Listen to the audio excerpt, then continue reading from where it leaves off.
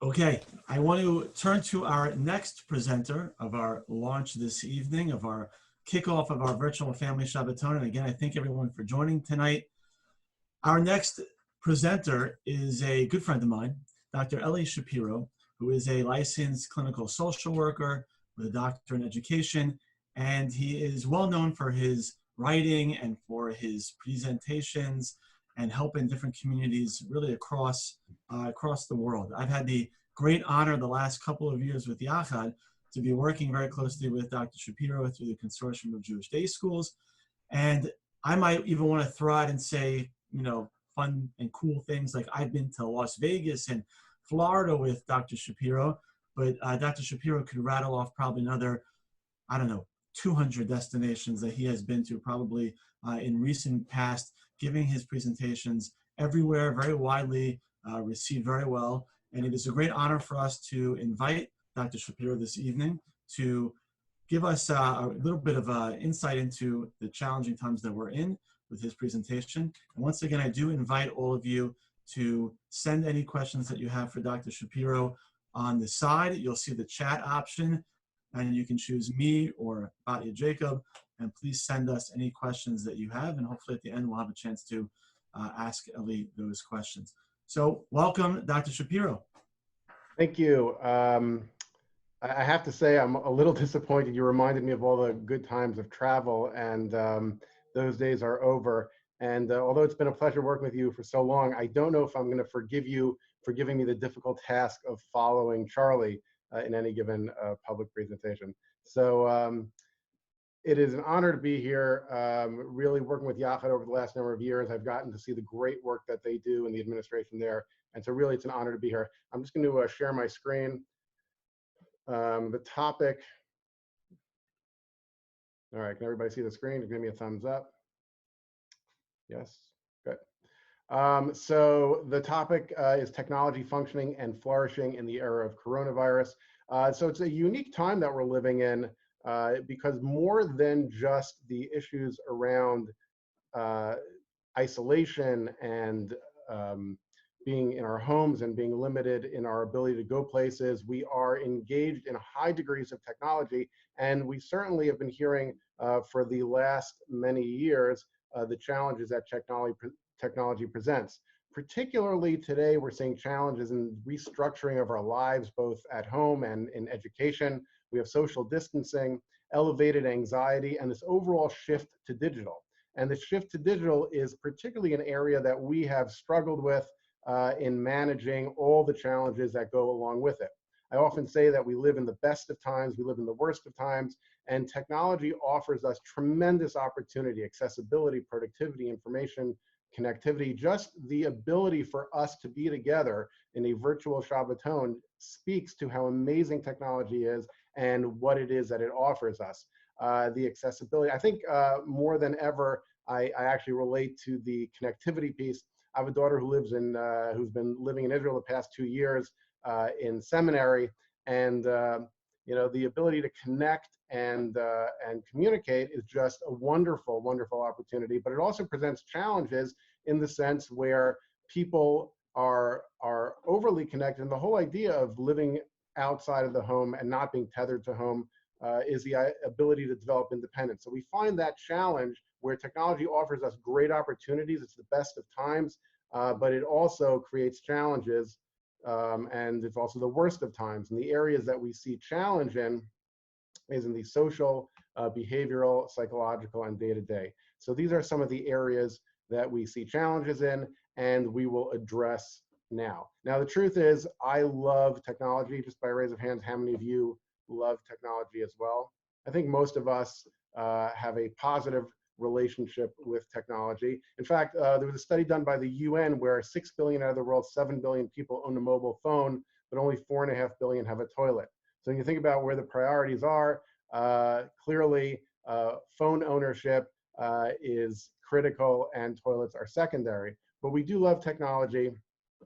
We also have this generational disconnect. You ever get the feeling that your kids know more about technology than you do? If we have millennials in the room, you can relate to this, where you clearly know more about technology than most of the other people on this conversation. I like this conversation between a mother and child where she texts, "Your great aunt just passed away, LOL." "Why is that funny, David?" It's not funny. "What do you mean?" "Mom, LOL means laughing out loud." "Oh my goodness, I sent that to everyone. I thought it meant lots of love." So we have this generational disconnect where kids are speaking a different language today. They're engaged with technology in a different way, but the impact that we're experiencing with it is very much the same. I will say this though, that for anyone above the age of 35, maybe, we can say that with certainty that we have some things over the younger generation where we know what this is. The younger kids do not. We know what this is. They do not. In fact, in Chabad, they actually tell me that that's a pushka. So I don't know if that's, yeah. They certainly don't know the relationship between these two items. Some of the younger people here can ask your parents what that might be. And so we have this generational issue where it comes to technology. So we're engaged with technology, we love technology, but it also presents challenges. Now, I've been fortunate over the years to be able to collect data from communities across North America. I like to incorporate statistics because I find that it informs what I do. Some people say I spend too much time on statistics. Actually, about 72% of people say I spend too much time on statistics. But the truth is, I really do believe that data should inform what we do. So I had the opportunity to collect data, and it probably, over just the last 3 months, has changed pretty significantly with the amount of device ownership as a result of distance learning. But just to get a feel, again, this is just from the Jewish community, 62% of kids own a smartphone. These are middle school through high school, 5th through 12th grade. 85% of kids own an internet-capable device.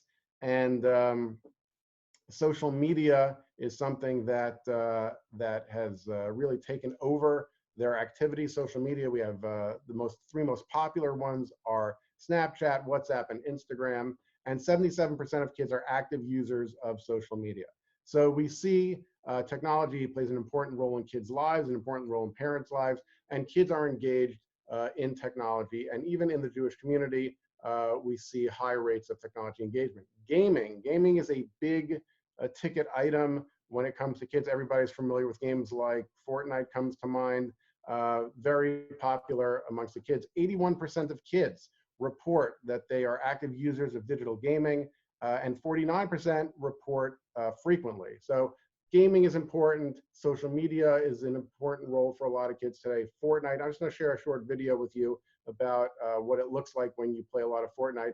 Notice that this is a tornado victim. Notice the truck is upside down behind him, and here he is talking about being in the tornado. I was sitting at home and I was playing Fortnite, and all of a sudden I just hear a bunch of noise, and I look out the window and I start seeing the roof come off the houses in front of me. But then I sit back down because I only got like a couple people left in my game. I was gonna try to finish the game. And what's going through your mind as you said you're in the bathroom with your sister and nephew? I'm like, honestly, I was just thinking about the game. I was sitting at home. So we see the draw of gaming. It's actually very interesting. 35% of Fortnite playing teens report having skipped school to play Fortnite. And even more remarkable is about 20% of Fortnite playing adults have skipped work to play Fortnite. So really the dependency issues around gaming become of concern. Videos, Netflix, YouTube, very popular. Netflix binging is something that people will do frequently. 92% of kids, and this is really across different, good cross-section of the Jewish community, are watching videos, and 57% of those kids report watching videos frequently. So we have gaming, we have social media, we have videos, all ubiquitous in our lives, all influencing and impacting our daily functioning. So we said best of times, worst of times. The benefits we certainly know about with technology. The challenges we have been hearing about as well. Impacted domains include behavioral, social, psychological, day-to-day. These are the core 4 areas that we see that are impacted by technology. And so let's just talk about each one of these a little bit, and then we will understand how in this era of COVID with an overabundance of technology, we can better manage to improve our functioning. Dependence, distraction, impulsivity, disinhibition, sleep. These are all areas around technology that we see from a behavioral standpoint. We see an overdependence. Distraction is something that I think we can all relate to. Impulsivity is when we do something around technology where we will send a text or we will post something without thinking about the potential consequences of it. It's fairly frequent. Many adults, more than 50% of adults, report being impulsive on a regular basis. 22% report in the last week having done something impulsive that they regret online. Disinhibition is a key term in understanding how technology impacts us, where we will do and say things in the digital realm that we wouldn't normally do and say in a face-to-face conversation. It's why we're sometimes more comfortable texting something instead of calling someone and communicating. And so that sense of disinhibition can ultimately result, when you pair it with impulsivity, can be challenging and problematic. And sleep, actually, sleep disruption as a result of technology. There's numerous studies around how technology is interfering with sleep. We have almost 80% of kids sleep with their cell phones or their devices within reach. And the concern that we see is that artificial light from phones makes it harder to fall asleep, and vibrating noises from our phone makes it more difficult staying asleep. So when we think about the quality of sleep that we're getting when we're on our devices, when we're interacting with our devices, it actually creates, impacts melatonin production in the brain, and actually reduces the quality of our sleep. Harvard University did a study not too long ago where they compared people reading from an e-reader at bedtime and reading from a book at bedtime. And you don't have to have gone to Harvard to figure this out, but if you read from a book at bedtime, what happens?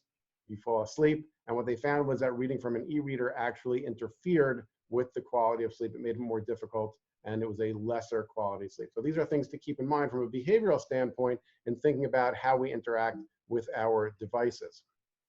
So that from a behavioral standpoint. Socially, we see digital distraction, social dependence, online aggression, cyberbullying, miscommunication.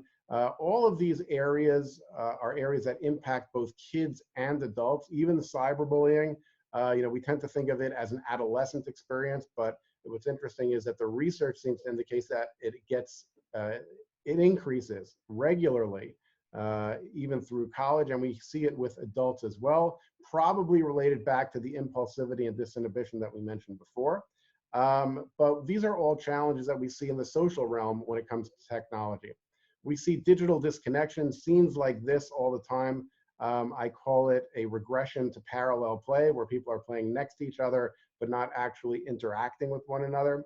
And so recognizing the role that it plays in reducing the quality of our social interactions and connections is important in helping to address that area. So UCLA did a fascinating study with middle school students where they measured their ability to read facial expressions and social cues, and then sent them to sleepaway camp. Hopefully we'll get to go to sleepaway camp or send our kids to sleepaway camp. But UCLA did this study, they got a baseline, and then they sent them to sleepaway camp without technology. And they found a fascinating finding that after only 5 days without technology, kids' ability to read facial expression, social cues, and form more meaningful connections vastly improved. And I think that's a very important finding for the reason it teaches us two really important things. One is that technology is having a negative impact on how we connect socially, but two, we can repair it by taking breaks from technology. And as Charlie mentioned earlier, Shabbos, that idea of how much we look forward to it, I think one of the fundamental reasons we do look forward to it is it allows us to take a step back and connect with other people and reduce some of the anxiety that we experience around that during the week. When I go out with friends, we do something called the phone stacking technique, where we go out for dinner, we'll pile our phones in a stack, and whoever grabs their phone first has to pay for dinner. That's the rule. So I encourage you to do that. I always invite one of my friends who I know is addicted to his phone. So he will always, he's been paying for dinner for 3 years and he hasn't figured out yet. So I recommend that technique. Psychological, so we talked about behavioral, social. Psychological, we see negative relationship between technology and our psychological functioning. We see increased anxiety, depression, isolation, addiction, developmental issues around technology. And so the relationship that people have with their devices, the more importance they place on it, the more challenging and problematic issues we see. Teens say their devices enhance their lifestyle. It's an important part of who they are. But what we actually see is the higher rate of importance they place on their devices, the higher their levels of anxiety, the lower their levels of well-being. And that relationship exists between technology. So the relationship you have with your device will predict whether you are a happier person or whether you have higher levels of anxiety. There was a wonderful study done a number of years ago by Peterson and Seligman called the Positive Journaling Study, where they asked people to write down at the end of the day 5 things that they were grateful for.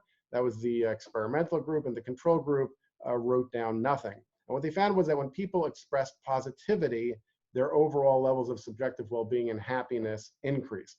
The people that did nothing, they just had the standard baseline of overall happiness. So the flip side is true as well. If you are going to write negative, you are going to reduce your overall levels of well-being and happiness. So they did a study on hashtags to figure out, are people posting more positive things or more negative things online? And what they found was that for every positive hashtag, for every type of thing like success or I love or best, there were 2 negatives. So what we're finding is that there's something about the digital realm, social media, that promotes a negative outlook in typing negative. And when we write negative, we actually feel negative. And so understanding that, having that insight into the human condition where we're more likely to write negative than we are positive, we actually change our schema, how we have an outlook on life. And if we can focus on promoting positivity, we will generally feel better and happier. So the question becomes, what can we do? That's really, we understand that technology is having a negative impact on our social functioning, psychological functioning, behavioral functioning, day-to-day functioning.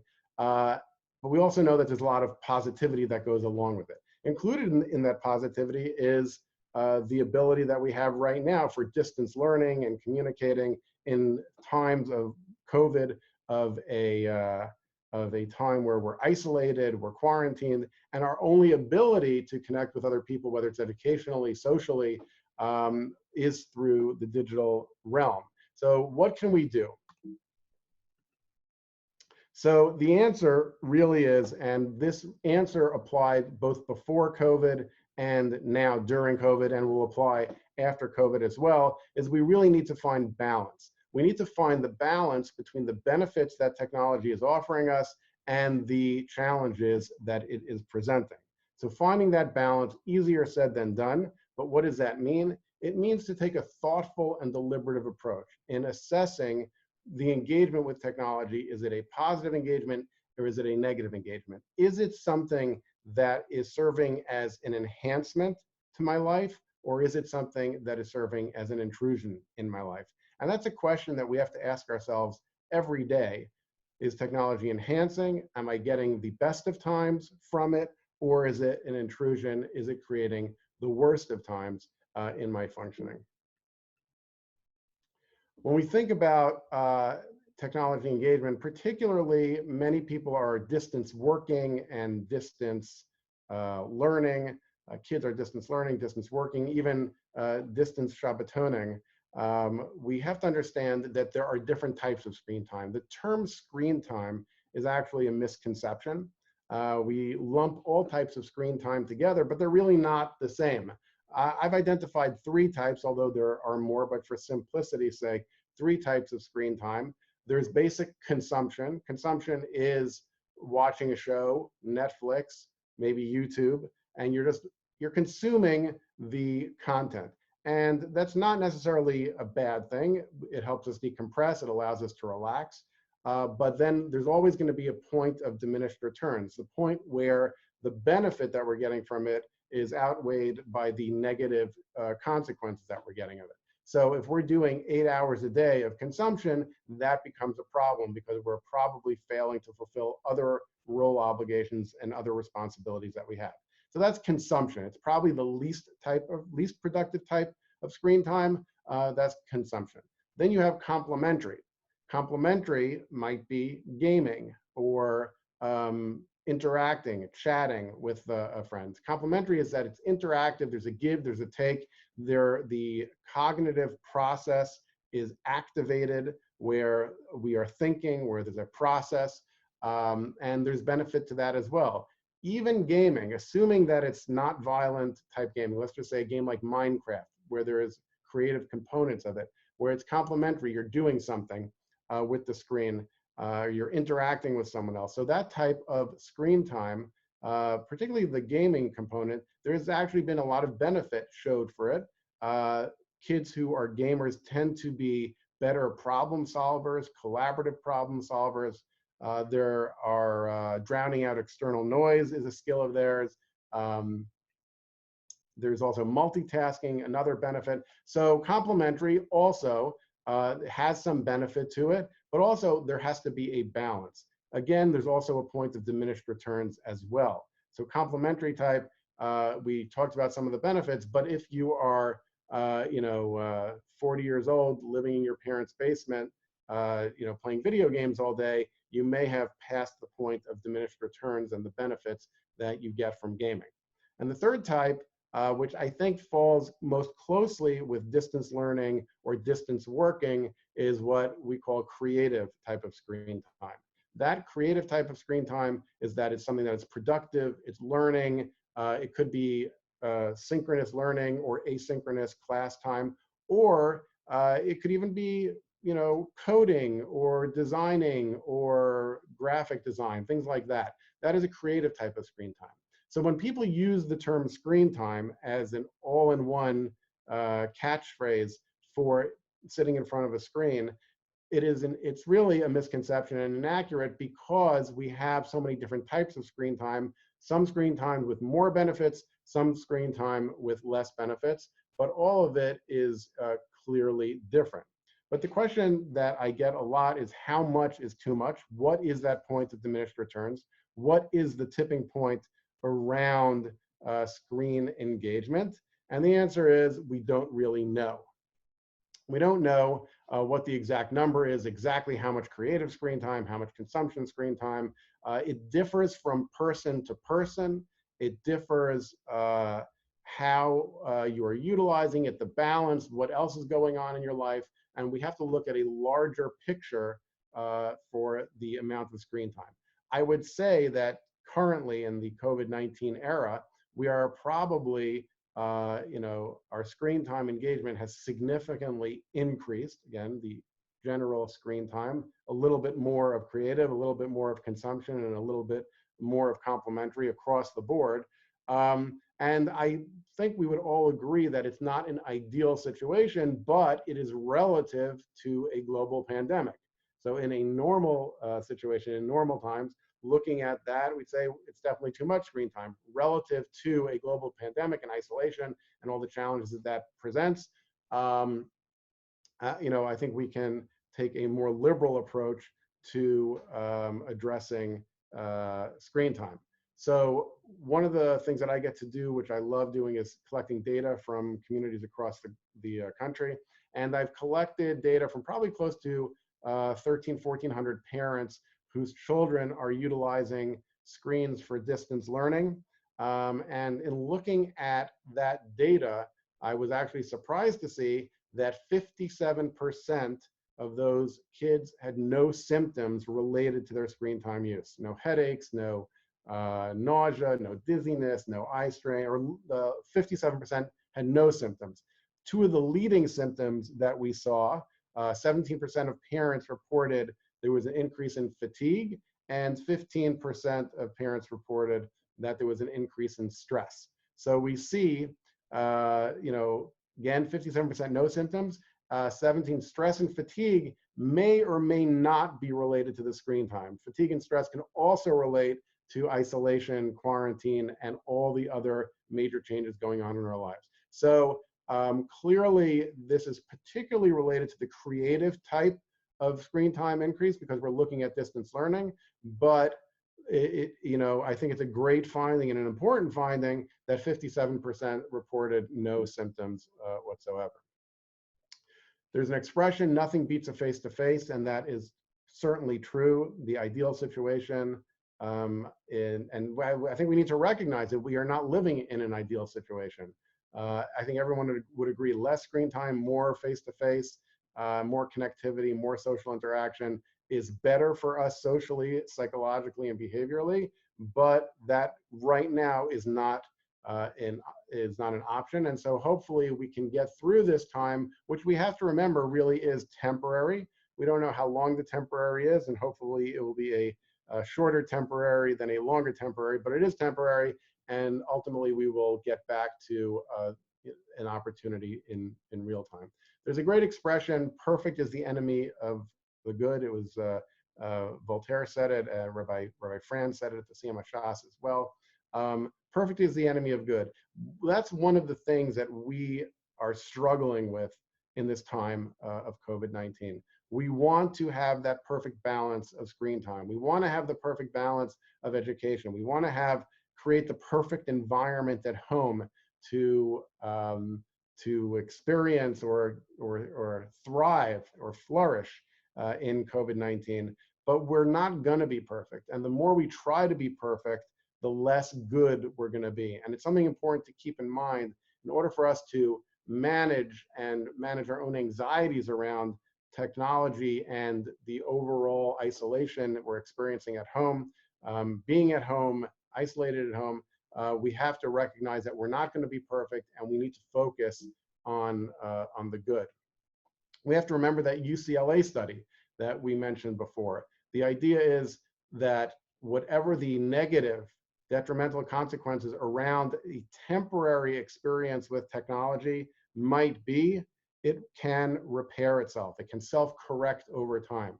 So remembering that we are in a situation that is not ideal. We are in a situation where we have increased screen time, but it does not seem to be as bad as one might think it is. We only have 57% reporting consequences.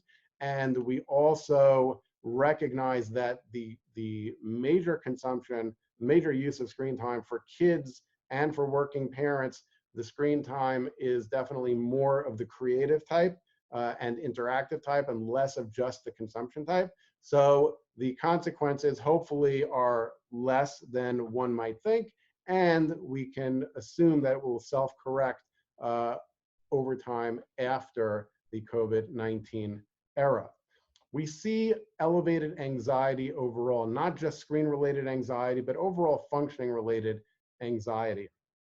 Anxiety, the diagnostic criteria that we see around anxiety is excessive worry, intrusive thought, fatigue, emotional distress, irritability, difficulty sleeping. These are all areas of anxiety, but it's important to remember that anxiety in and of itself is not necessarily a bad thing. Anxiety is what gets our bills paid. It's what gets us out of bed in the morning, the worry that we need to get to work or do work, making sure that things get done. That stress and anxiety is something that propels us to action. So that's normal levels of anxiety. Normal levels of anxiety is generally a normal response to normal situations. Elevated anxiety, what we're seeing right now, a lot of people are experiencing elevated levels of anxiety, is what we would say is a normal response to an abnormal situation. So we're dealing with something that is unprecedented. It's a global pandemic. If ever there was something that was unprecedented in modern times, this would be it. Global pandemic, we have elevated anxiety, but that's really a normal response to an abnormal situation. The concern that we see around anxiety and what would trigger an anxiety disorder is something which is a abnormal response to a normal situation. And so what we're dealing with right now is normal. The anxiety we're experiencing is generally a normal response to an abnormal situation. But I do find it interesting that anxiety, the diagnostic criteria of excessive worry, intrusive thought, fatigue, emotional distress, irritability, difficulty sleeping, are also the same diagnostic criteria for parenting. We see excessive worry, intrusive thought, fatigue, et cetera, et cetera. So I guess they're not that dissimilar, but the anxiety, what does it come from? Dr. David Rosmarin identifies he says that we live in the wealthiest, most privileged society in the history of the world, and yet we have elevated anxiety. And the cause of it, he believes, is the excessive need for control. Our need to control all the variables to deal with every situation and have control over, like Charlie was talking about before. The solution is really accepting what we can't control. The solution is stepping back and saying, I can do this, but I can't do that. We don't have control over what's happening outside, with the transmission of COVID, but we do have control on how we manage, whether we wash our hands, whether we wear a mask, what we can do in our own home, what kind of environment we can create within our own home. We can't control whether schools are going to open, but we can control how we respond to those events. And so thinking about that, thinking about how what we do have control over will help us to reduce anxiety. I have this up here at Delta, not just to remind me of the good old days when we used to fly and how much I do love Delta, but it reminds me of when we are flying, they always announce at the beginning of the flight, should there be a sudden change in cabin pressure, please put on your air masks first and then put on your child's. It's so important to remember that as parents, the anxiety and the stress, our ability to help our children and to provide the right environment for them directly relates to our capacity to manage it. As Charlie said before, our resiliency, the way we handle the situations, we need to take care of ourselves, and then we will be more effective in taking care of our children. So if that means taking a break, going for a walk, letting your child play an extra 20 minutes of a video game just to give you the opportunity to recalibrate yourself and approach management of the family, of a home, take that time because if you can't breathe, you're not going to be able to help your children breathe. Albert Ellis, famous behavioral psychologist, said, you mainly feel the way you think. And it's so important that the way our perception, our outlook, our paradigm is going to influence how we feel about things. So if we view the current situation in a negative light, we say, oh, we're stuck at home, we can't do anything, our wedding is put on hold, or it has to be a backyard wedding, or a bar mitzvah is put on hold or delayed, and we look at it all in the negative, then that's how we're going to feel. But if we think of the opportunity that it presents for families to be together, to go on walks in the middle of the day, to give our kids opportunity to develop skills that they never had the opportunity to do before. I know with my own kids, we haven't had a cleaning lady in the house for a couple of months now. My older kids have learned to do their own laundry. My younger son has gotten pretty good at creating a schedule for himself and managing that schedule. And so these are important skills that kids have the opportunity to develop. So if we can change the paradigm from everything to what we can't control and to what we can't do and what we don't have, and we focus on the opportunities that are presented, we will feel the way we think. If we think in a positive way, we will feel that way. The third Lubavitch Rebbe, the Tzemach Tzedek, said, Tracht gut wird sein gut, which means think good and it will be good. That idea, that concept is so important in times like this. If we think good and if we focus on the positive, it will be so. So 6 suggestions for family success in managing both COVID and technology. The first thing is we have to accept the things that we can't change and go forward with that. Look for the things that we can change, but accept what we can't change. If we hyper-focus on the negative, that what we can't do, that's going to bring us down. It's going to increase our anxiety and lower our levels of happiness. Screen time, any type of screen time should be generally monitored. Have tech-free time, books, puzzles, etc. It should not be just technology, although, again, looking at technology qualitatively, remembering that screen time is not one item. It's a little more complex than that. So you can assess whether it's consumption, creative, or that interactive type, collaborative type of screen time. It's important to spend quality time with your kids. I see my neighbors, frequently having catches with their kid. Even playing video games with your own child is great. because it's an interactive activity and it's quality time, even though it's in front of a screen. The primary piece is that you are spending time with your child. So spending quality time with your children, creating those opportunities, create a consistent structure and routine. Kids thrive on consistency, structure, and routine. Have a routine in your house. Fortunately, if your school is doing distance learning, that'll take up a lot of the day and provide a lot of that structure, but there should be general structure and routine beyond that. And most importantly, you have to focus on keeping a positive environment in the house. It's not just about the structure and routine. Sometimes we need to take breaks. Sometimes we need to adapt based on the mood, but we have to keep it a positive environment because, as Stephen Covey says, we want to begin with the end in mind. How do we want our kids to look back on this experience in isolation? Do we want them to look back and say, oh, my parents were tyrants and there was no flexibility? Or do we want them to look back and say, this is a really positive time? The goal right now is not for your kids to master algebra. That's not the goal right now. They should have class, they should take their math classes, but the goal is not mastery. The goal is really to focus on keeping a positive environment. So these are 6 suggestions that we recommend to families. And I love what Viktor Frankl wrote, between stimulus and response, there's a space. In that space is our power to choose our response, and in our response lies our growth and freedom. The stimulus is clearly a global pandemic of COVID-19. We've been put in a situation, and we can really view this from the negative lens, from the negative schema. The increase in technology, the increase in isolation and being stuck in our houses. We can look at it from the negative, or we can look at it, here's an opportunity for us to spend more quality time with our family. Here's an opportunity where we don't have that stress and the hustle and bustle of running and getting out and getting to work and getting our kids to school in the morning.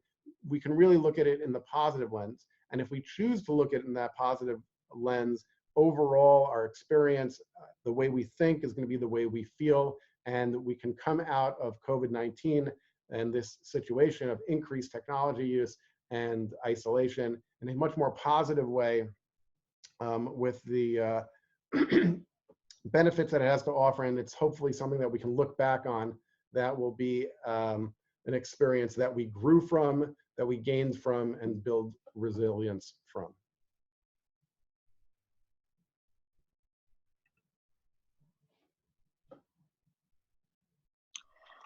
Thank you, Ellie. So I have a few questions for you, if you'd be so kind to answer for us. First of all, thank you so much. I think we've all learned a tremendous amount from your expertise, and we thank you for being here tonight with us. We did get a couple questions that came in. One of them was, a lot of parents feel that their children are very attached to their devices, their electronic devices. And when Shabbos comes, it's very hard to wean them off of it.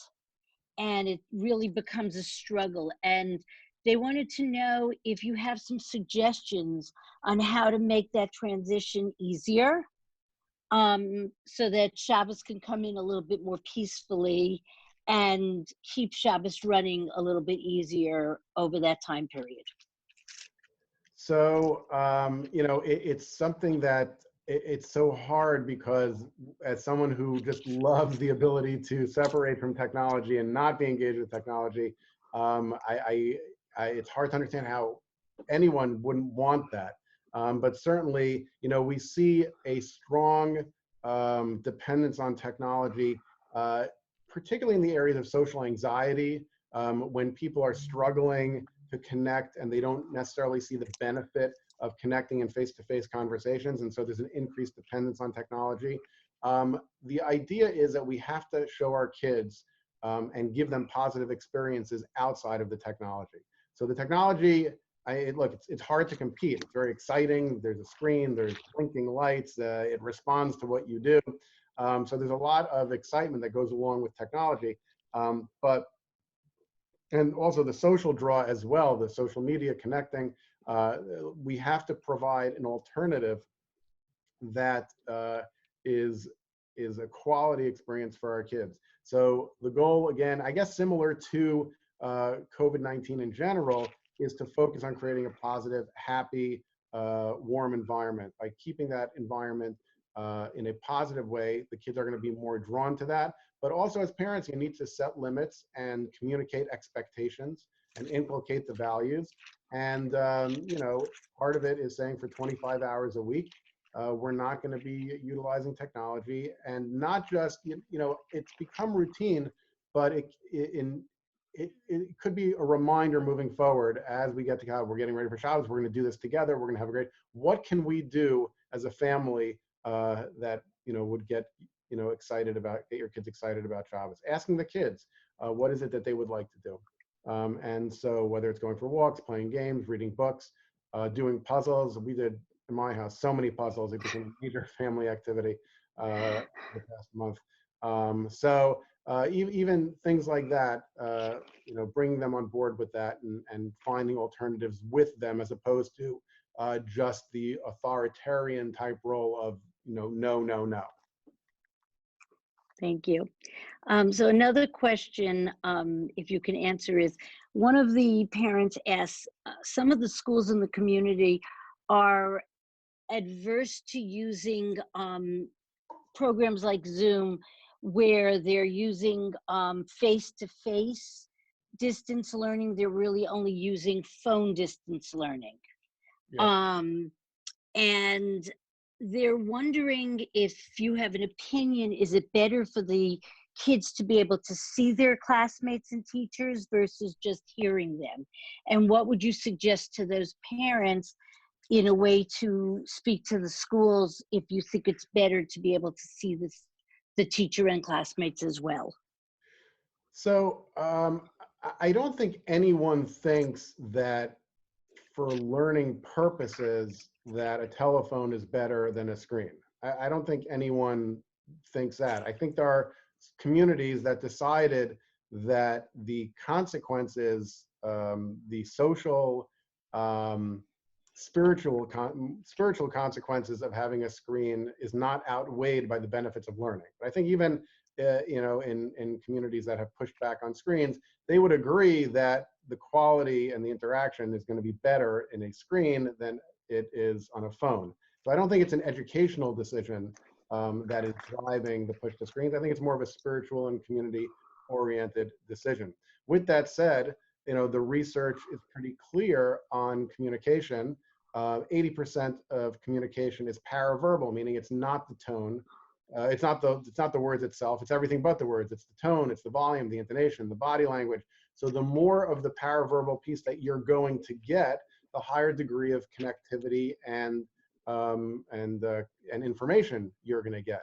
In fact, when you have just words, there was I was giving a lecture in a school, and a teacher came over to me afterwards and said, you know, the way you can misread it, I think the way you can misread an email, we've all been there where we sent an email or a text and the person completely misunderstood what we were saying. That's because you just have the words and it's not all the other variables. So this teacher said that a parent was upset about, they were supposed to get an email about something, it didn't come, they were very upset. So the teacher emailed the parent saying, I resent it. And the parent read it as, I resent it. That they were upset. So you see, even a word like resent, resent can be misinterpreted without that. So now a telephone is obviously better than the written word in connecting, because you're getting the tone and the volume, but you're not getting the body language. You're not getting, there's a lot you're not getting. But I don't think it's an educational decision that schools made. I think it's more of a spiritual community decision. You know, it's interesting because you have school communities that were hesitant about engaging the use of screens for education, but somewhere between 15 and 20,000 devices were sold in the last month for distance learning. That's new devices going into schools that didn't have devices before. So, and that's in addition to schools where people had devices anyway, and now they're continuing to do distance learning. So I think the vast majority of schools have chosen to go the screen route. And currently there are schools that are still doing the telephone. route, but there is a consequence. They've chosen, spiritual concerns rather than educational concerns, and the quality of the education is not going to be at that level. On the one hand, though, this is temporary, and maybe their position would change if it was a longer term. If, let's say, in September, for one reason or another, we can't go back to a bricks and mortar school situation, they may change and say, hey, this is for the long haul. The telephone was a good idea for the short term, but maybe we need to revisit that. So again, we thank you so much for joining us tonight. We really appreciate very much all of your time with us. Before we close up, I'm going to ask Ahuva to put on the screen the contact information for both Charlie Harari and Dr. Ellie Shapiro. If we could do that for a minute, there we go.